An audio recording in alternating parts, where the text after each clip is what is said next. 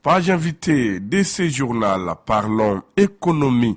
Le prix du pouvoir d'achat du Malien a-t-il baissé? En tout cas, tout porte à croire que le consommateur malien a des dépenses supérieures à ses revenus, ce qui expliquerait le manque d'argent et le calvaire des Maliens sur le plan économique. Pour en parler, notre reporter André Traoré s'est entretenu avec Sine Diarra, expert comptable et commissaire au compte. L'expert comptable Sine Diarra, bonjour. Oui, bonjour, monsieur Traoré. Aujourd'hui, nous assistons à une, entre guillemets, crise financière au Mali.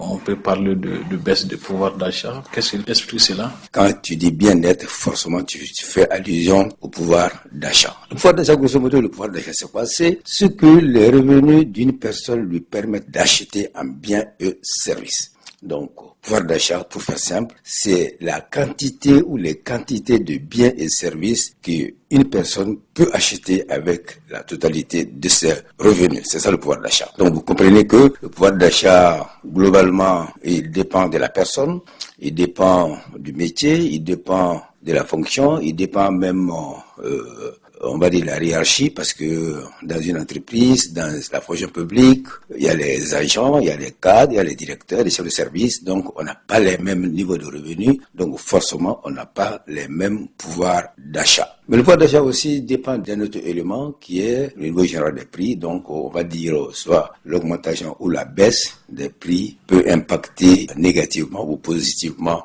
le pouvoir d'achat. Plus les prix augmentent, si les revenus n'augmentent pas, forcément il y aura une baisse du pouvoir d'achat. Si les prix diminuent et que les revenus augmentent, c'est l'idéal, il y aura une augmentation du pouvoir d'achat. Si les prix diminuent et que le revenu reste constant, le pouvoir d'achat est amélioré. Les prix augmentent comment? D'abord, le jeu de l'offre et de la demande. En économie libérale, forcément, le jeu de l'offre et de la demande fait que le prix augmente ou le prix baisse. Quand un produit sur le marché est abondant sur le marché, les prix baissent, les consommateurs frottent les mains. Quand un produit se raréfie sur le marché, les prix augmentent, les vendeurs frottent les mains et les consommateurs fortement vont commencer à chicaner. C'est normal, c'est comme ça. Alors, mais les prix aussi peuvent augmenter par le biais de l'importation. Nous importons beaucoup de riz. Si les conditions d'exploitation du riz dans les pays producteurs là-bas augmentent, les transports augmentent, le prix des biens augmente, les transports augmentent, les assurances augmentent, forcément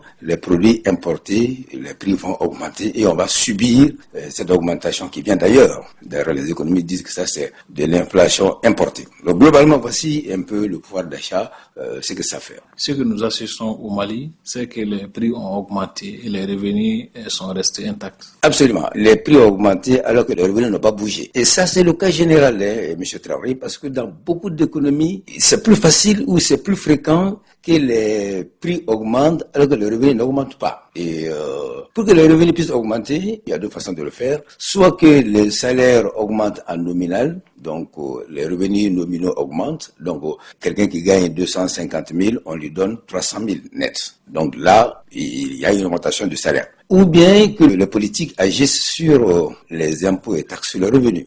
J'avais un salaire net de 250 000. Maintenant, les impôts que je payais ont diminué. Donc, je paye moins d'impôts et donc, ce que je gagne en net augmente. Donc, pour cet effort fait par le gouvernement pour baisser les impôts et taxes sur les revenus, augmente le pouvoir d'achat. Voici globalement ce que l'on peut faire pour mettre les populations dans les conditions pour améliorer le bien-être des populations. En tant qu'expert en économie, quel message avez-vous adressé à nos autorités ou aux citoyens? Je suis d'abord un défenseur de l'économie. Je ne suis pas trop politique au point, mais je suis dans le sens de l'économie. Moi, je pense que si nous voulons mettre nos populations dans les conditions, il faut que nous favorisons la fabrication locale, la production locale. Plus on fabrique localement, plus on produit localement, plus tout est disponible localement, moins les prix vont augmenter. Mais si on se met à importer, ça veut dire que le pays subit les soubresauts, les pressions, les injonctions de la conjoncture internationale et forcément toute baisse ou toute augmentation des hydrocarbures, des transports, de tout ce qui est, de tous les paramètres à l'échelle internationale vont forcément impacter nos prix et les populations vont le ressentir en termes de baisse de pouvoir d'achat. Voilà. Merci beaucoup, monsieur. Je vous remercie. À l'instant, notre invité du jour, Siné Diarra, expert comptable et commissaire au compte. Il répondait aux questions d'André Traoré.